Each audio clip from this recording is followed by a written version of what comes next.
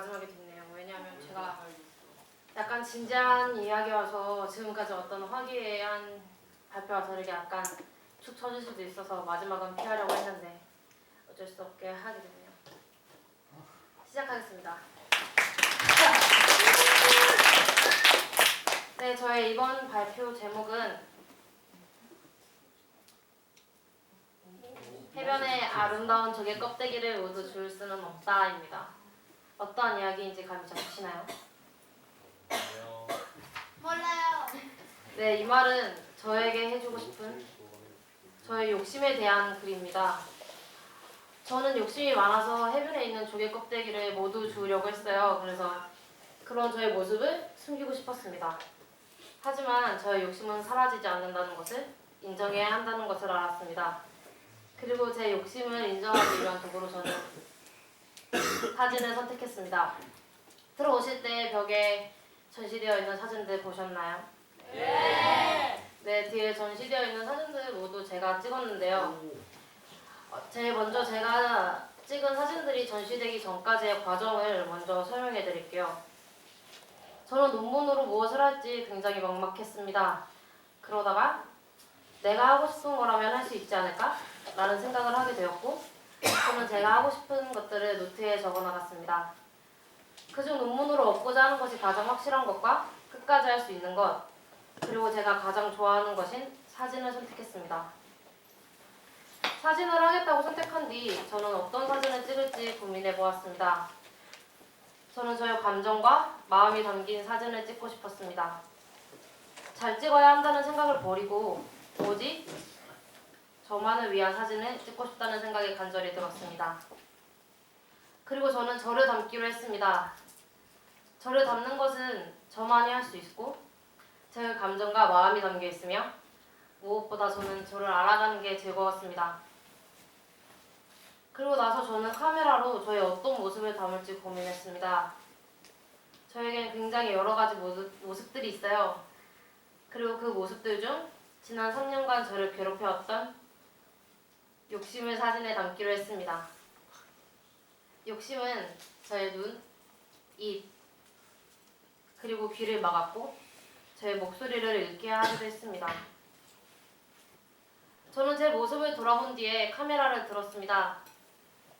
카메라를 들고 밖으로 나가 제 주변의 모든 것들에게 말을 걸었습니다. 길을 걸으며 보이는 꽃, 물건들과 대화를 시도했고요. 제가 대하는 사물은 저에게도 저의 주변 사람들이기도 했습니다. 그렇게 저와 대화했던 것들을 카메라로 담았습니다. 오늘은 사진과 함께 저의 욕심에 대한 모습을 여러분께 털어놓으려고 합니다. 마지막 가는 길이 아쉽지 않게 여러분께 저를 뒤집어 보이겠습니다. 우선 저에게 어떤 욕심이 있는지 먼저 알려드릴게요. 저에겐 명예욕, 과시욕, 착한 사람이 되고 싶은 욕심, 인정받고 싶은 욕심, 칭찬받고 싶은 욕심, 특별해지고 싶은 욕심이 있습니다. 정말 많죠. 제가 이야기하는 이 욕심들은 누구나 가지고 있을 욕심들일 것 같아요. 그리고 이제 본격적으로 시작할 제 발표에 한 가지 팁을 드리면 저의 이야기가 시작되기 전에 어떤 이야기에 관련된 제 사진이 띄울 거예요. 그럼 그 사진들을 제가 어떤 생각을 하면서 찍었는지 생각해보면 제 발표를 보시면 훨씬 재미있을 겁니다. 먼저 제 명예욕에 대해 이야기하겠습니다. 저의 명예욕은 어렸을 때 자라왔던 환경이 영향이 가장 큽니다. 어렸을 때부터 남들에게 인정받아야 한다는 말을 들으며 자라왔고 이 말은 저의 무의식 속에 자리 잡아 제가 19살이 될 때까지 저를 자유롭게 하지 못했습니다.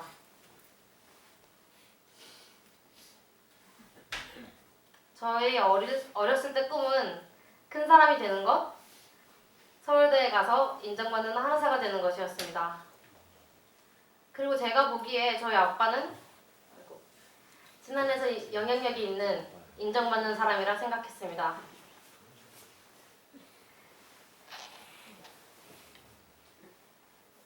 왜냐하면 저 마을 주변 사람들은 저를 박국장 딸이라고 불렀는데 제가 생각하기로는 꽤 많은 사람들이 저를 그렇게 불렀던 것으로 기억합니다. 이런 아빠에겐 자연스레 명예가 뒤따랐을 거라고 생각해요. 그리고 그런 아빠에겐 왠지 착한 딸이 있어야 할 것만 같은 생각이 들었습니다.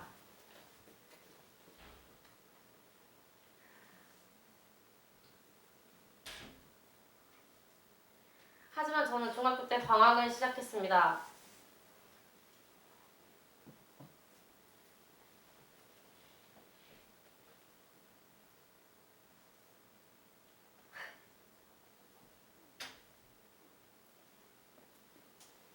친구들과 돈을 뜯고 때리고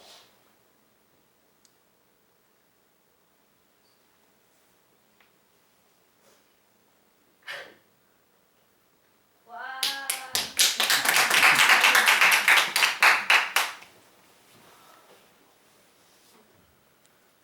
술을 마셨습니다. 그러다 저는 경찰서에 가게 되었고 아빠에게 굉장히 집중했습니다.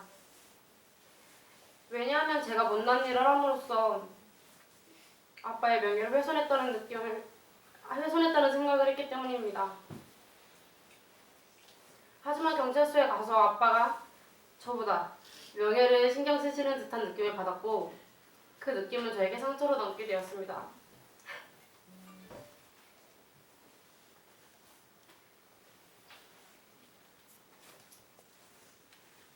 상처를 갖고 간대학교 생활을 시작했습니다. 그리고 저는 아빠의 딸이 확실했습니다. 저도 명예에 굉장히 민감한 사람이었습니다. 사람들이 저를 인정해주기를 바라고 비판을 받아들이지 못했습니다. 비판은 저를 떨게 했습니다. 사람들이 저를 싫어하기 때문에 비판하는 것이라고 생각을 했습니다. 그리고 저는 저를 비판하는 소리가 들릴 때마다 아무도 없는 곳으로 숨고 싶었습니다.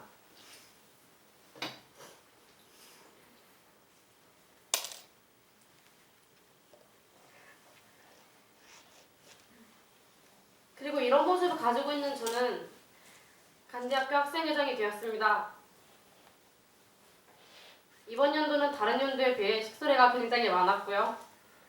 그만큼 저는 피드백과 비판을 많이 받아야 했습니다.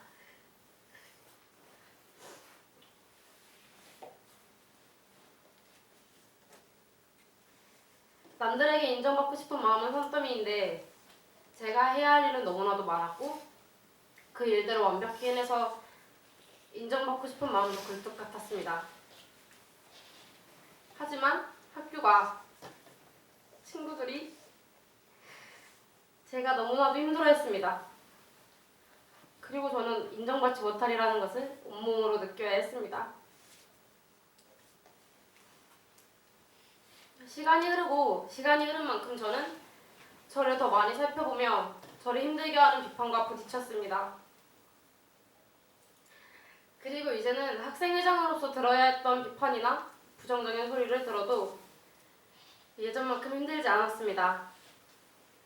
그와 동시에 저의 성격에 대한 비판도 인정하고 받아들일 수 있게 되었습니다. 더 이상 저에게 들려오는 비판이 겁나지 않았습니다.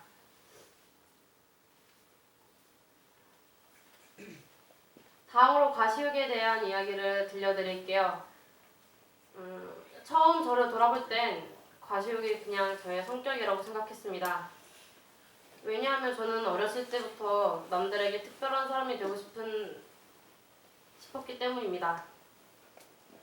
어렸을 때 저는 공부 잘한다, 착하다, 인사 잘한다 이런 칭찬들을 많이 들으며 자라왔고요.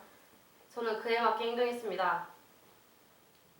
물론 더 이상 공부 잘한다는 소리는 들려오지 않지만 그 외에 다른 말들은 여전히 듣고 싶어 했습니다. 하지만 이 과시욕 또한 제가 자라온 환경의 영향으로 생긴 욕심이라는 것을 알게 되었습니다. 저는 작은 시골에 살며 온갖 칭찬을 받았고 아빠의 명예를 느끼며 자랐습니다. 그런 저는 자연스레 남들보다 특별하다는 생각을 하게 된 것 같습니다. 중학생이 되니 저보다 뛰어난 친구들이 많았습니다. 그리고 저는 더 이상 특별해질 수 없다는 생각이 들었습니다. 하지만 남들과는 다른 사람이고 싶은 마음이 저를 방황으로 몰아갔습니다. 후배들이 저를 무서워하기 시작했습니다. 그리고 저는 부모님에 대한 미안함, 저의 미래에 대한 불안감 등 많은 생각이 저를 두렵게 했습니다. 하지만 방황은 저에게 특별하다는 느낌을 주었기에 멈출 수가 없었습니다.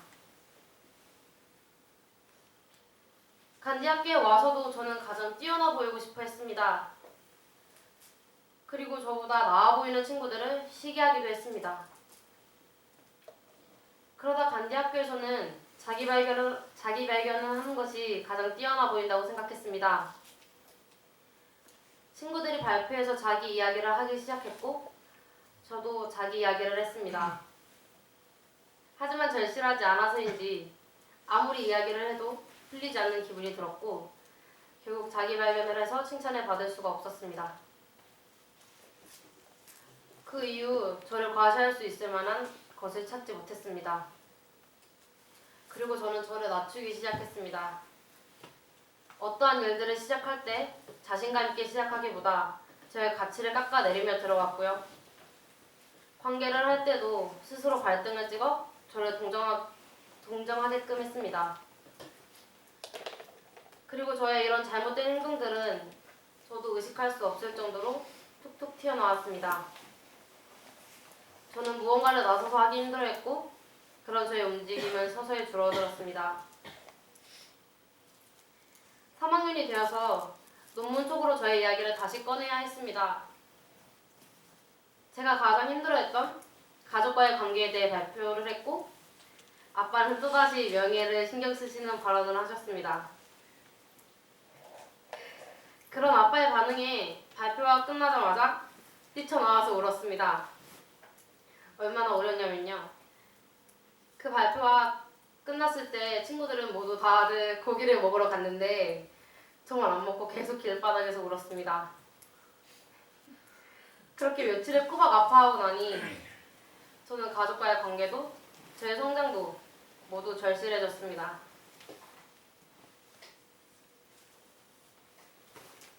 마지막으로 대부분의 사람들이 가지고 있을 착한 사람이 되고 싶은 욕심에 대해 이야기할게요. 착한 사람이 되고 싶은 마음은 누구에게나 있고 저도 그 중에 한 명이라고 생각해서 가볍게 여겼지만 저는 제가 생각하는 것보다 많이 아팠습니다. 착한 사람이 되려는 저는 친구들과의 관계가 굉장히 어려웠습니다. 친구들에게 저를 드러내는 것이 두려웠습니다. 그 이유는 어렸을 때 왕따를 당했던 기억이 있기 때문입니다.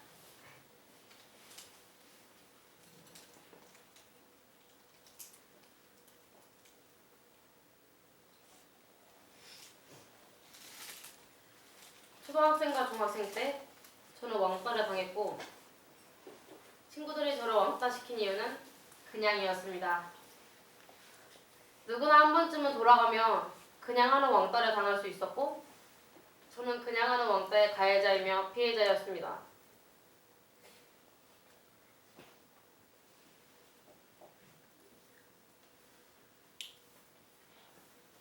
착하고 재미있고 잘 노는 아이여야만 왕따의 피해자가 되지 않을 수 있었습니다.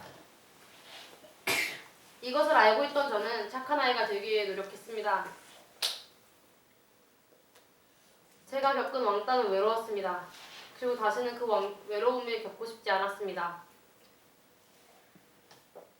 하지만 외로움은 왕따일 때만 찾아오는 게 아니었습니다. 관계에 문제가 생길 때마다 외로움은 저를 찾아왔고요. 갈등을 피하기 위해 저를 숨기기에 급했습니다. 남을 미워하면 그 사람도 저를 미워할까봐 사람을 쉽게 미워하지 못했습니다. 그런 저는 화를 내야 하는 상황에서 화를 내지 못하고 누군가가 저를 미워한다는 것에 모든 촉을 곤두세우고 있었습니다. 그런 저는 사소한 일에도 민감하게 반응을 하며 두려워하고 착각하기를 반복했습니다. 그러던 순간 저는 저를 이해할 수가 없게 되었습니다. 사람들의 시선이 힘들어하던 제가 점점 제 스스로를 인정할 수 없게 되었고 사랑할 수 없게 되었습니다. 저를 사랑하고 싶었습니다. 면담과 돌아보기를 하며 저를 사랑하기 위해 온 힘을 쏟아부었고 비로소 저는 저의 모습을 인정할 수 있게 되었습니다. 신기하게도 저를 이해하자 남을 이해할 수 있게 되었고요. 저를 사랑하자 남을 사랑할 수 있게 되었습니다. 그리고 언젠가 저의 아픔을 돌볼 수 있을 때 나의 아픔 또한 돌볼 수 있지 않을까 기대합니다. 또 저는 가족들에게도 착한 사람이 되려고 했습니다. 그런 저는 가족들이 저에게 바람을 이야기할 때 싫다는 표현을 하지 못했습니다. 그리고 그 바람들을 저의 가슴속에 박아두었습니다. 어릴 땐 가족들이 바람을 이야기하면 저를 위하는 충고라고 생각해서 그것을 따르는 것이 내가 할 수 있는 효도라고 생각했습니다. 정말 사소하게 살 빼라는 소리부터 서울대에 가라는 소리까지 모두 저를 조염했습니다. 그리고 제가 어떤 것을 선택해야 하는 순간이 오면 제 무의식 속의 목소리를 이기지 못해 가족들이 원하는 선택을 했습니다. 그러던 순간 제가 하겠다고 한 일조차 진짜 제가 원하는 것이었는지 확신할 수 없었습니다. 저는 점점 저의 목소리를 잃어갔습니다. 제 진짜 목소리를 찾기 위해 제가 무엇인가 할 때 이것이 진짜 제가 원하는 것인지 아니면 억압인지 한 번 더 생각해 보았습니다. 그렇게 하나씩 살펴보며 제 안에 어떤 억압들이 있는지 찾았습니다. 그리고 가족들이 저에게 바람을 이야기하면 그러지 말아달라고 표현했습니다. 대화하며 서로의 생각을 솔직하게 이해할 수 있게 되었고 그렇게 말할 수밖에 없었던 부모님이 이해가 갔습니다. 부모님이 이해가 가자 할아버지와 할머니도 이해가 갔고 그 후 저의 마음은 가벼워졌습니다. 이제는 바람들이 억압으로 다가와도 오랫동안 가슴에 박아두지 않게 되었고요. 저의 목소리를 듣게 하지 못했던 원인을 찾아 하나씩 풀어나갔습니다. 저는 남들에게 사랑을 받는 것이 행복했고 사랑을 받기 위해 노력했습니다. 그리고 사랑과 관심을 받기 위해 저 자신을 숨기기도 욕심을 부리기도 했습니다. 하지만 간디 학교에서는 자기 자신을 사랑하라고 말을 하고 있었습니다. 간디 학교에 와서 사람들과 이야기하며 저는 제가 했던 행동들이 저를 힘들게 하고 있었다는 것을 알았습니다. 행복을 위한 첫걸음은 누군가의 사랑을 받는 것이 아닌 자기 자신을 사랑하는 것이었습니다.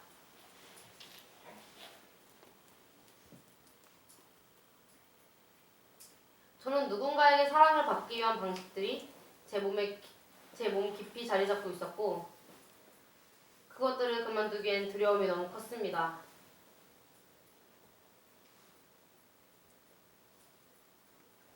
저를 있는 그대로 사랑하고 싶은 마음과 사람들에게 사랑받고 싶은 마음 사이에서 너무 혼란스러웠습니다. 하지만 이제는 있는 그대로의 저를 인정하고 사랑하고 싶습니다. 지금까지 제가 어느 정도 극복을 한 욕심들에 대해서 이야기를 했습니다. 그리고 지금은 논문을 쓸 때보다 조금 더 솔직한 이야기를 하려고 합니다.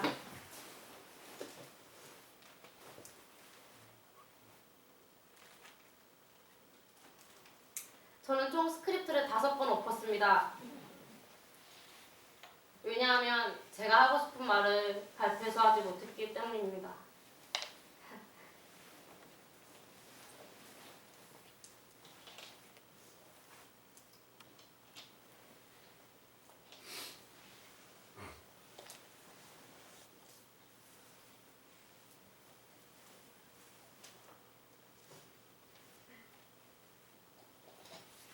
저에겐 아직 극복하지 못한 욕심들이 있음을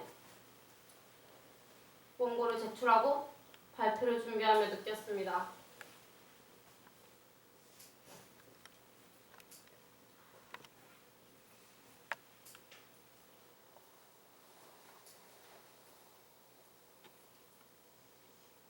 지금 와서 생각해보면 논문을 쓸 때 드라마 작가처럼 꾸며 쓰려고 했고요.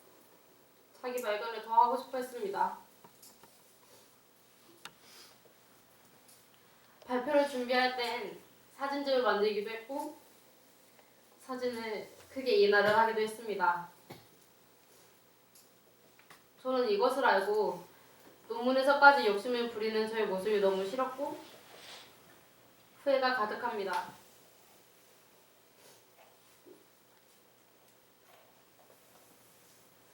저는 이 발표를 하기까지 굉장히 힘들었습니다. 저는 계속해서 저에게 체면을 걸어야 했습니다.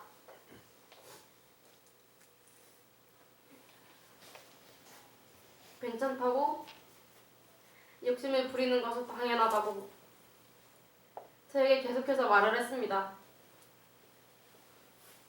하지만 이번엔 소용이 없었습니다. 잘하고 싶은 마음은 저를 너무 괴롭게 했습니다.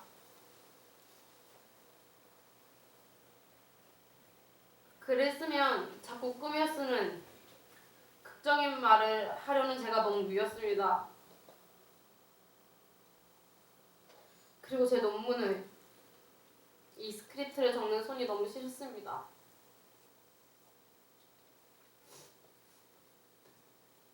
그리고 다시 한번 저는 이 과정을 겪으며 욕심에 대한 고민이 끝이 아님을 느꼈습니다. 앞으로 저의 욕심조차 사랑할지 줄이기 위해 노력할지 더 고민해야 합니다. 그리고 이 발표를 마치면 논문에 대한 저의 욕심도 끝이 나겠죠. 더 잘하고 싶은 마음이 가득했지만 이 자리에 서서 저의 욕심을 대솔직하게 이야기하는 것에 만족하고 싶습니다.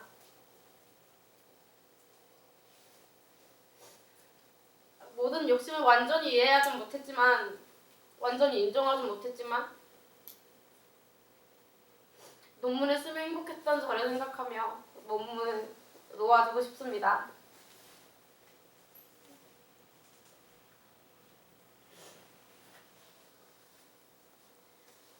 이제는 논문으로 수고했다고 잠시 쉬어도 괜찮다고 다 끝났다고 말하며 저를 보듬어주고 싶습니다.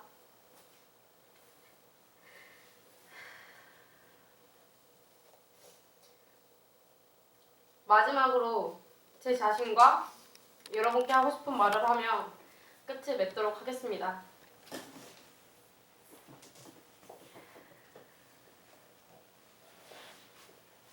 밤이면 항상 쓸쓸하고 길은 끝이 보이지 않을 때 사랑 같은 건 그저 운 좋고 힘 있는 자들의 이야기라고 생각될 때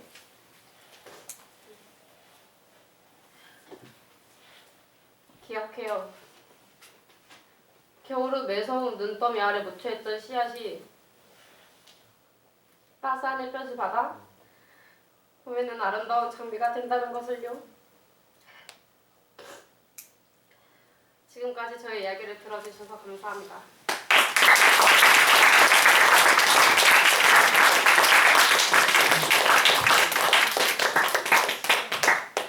네, 저희 논문 발표 끝났고요. 질문과 코멘트를 묻겠습니다.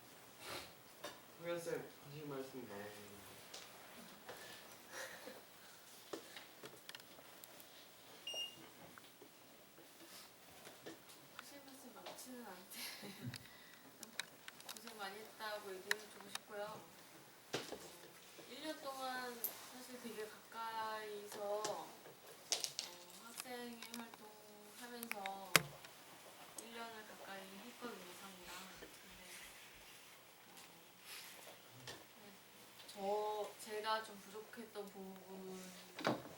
부족한 부분이긴 한데 그 사람의 마음을 따뜻하게 위로해 주거나 우리 중학생처럼 어떤 그런 상담 비슷한 그런 거 잘 못해요. 그냥 이렇게 해야 할 일에 같이 하는 거 거기에 더 몰두를 하거나 그렇게 같이 해가는 과정을 즐기는 편이라서 사실 학생회장, 부회장들, 학생회 여러 친구들한테는 약간 과업 중심에서 사업 중심으로 이렇게 이끌어간 부분이 없지 않아 있어서 상희나 해강이나 다 힘들었을 부분들이 많을 거라는 걸 알면서도 사실은 위로보다는 되게 많이 체근하고 더 욕심을 내게끔 했던 것 같아요. 그래서 그 부분이 제일 좀 마음에 걸리고 미안해요.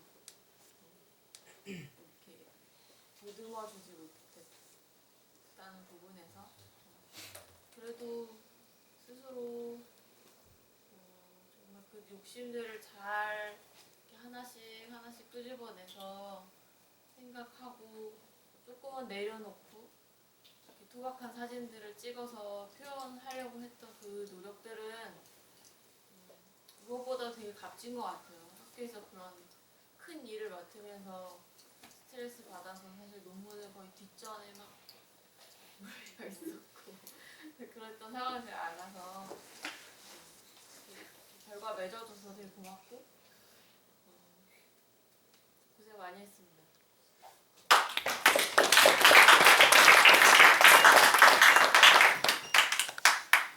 네, 질문과 코멘트.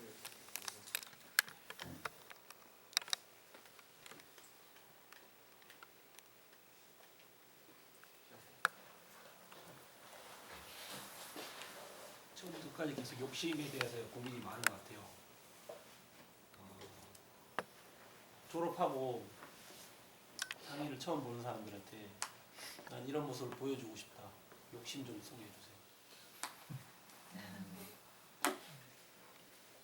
나는 낯선 사람들 앞에 나서셔야 되잖아요. 네. 난 이렇게 보여지고 싶다. 욕심 좀 얘기해 주세요. 이렇게 보여주고 싶은 욕심을 얘기해달라고요. 욕망.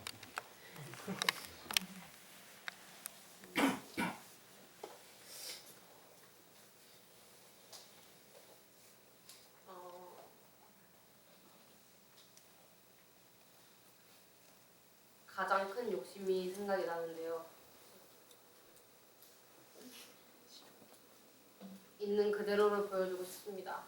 그게 가장 큰 욕심인 것 같아요.